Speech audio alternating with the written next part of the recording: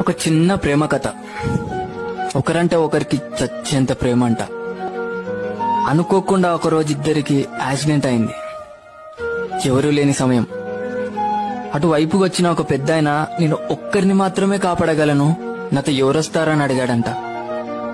అప్పుడు ఆ అమ్మాయి అరక్షణం కూడా ఆలోచించకుండా నేను వస్తా పదా అని వెళ్ళిపోయిందంట.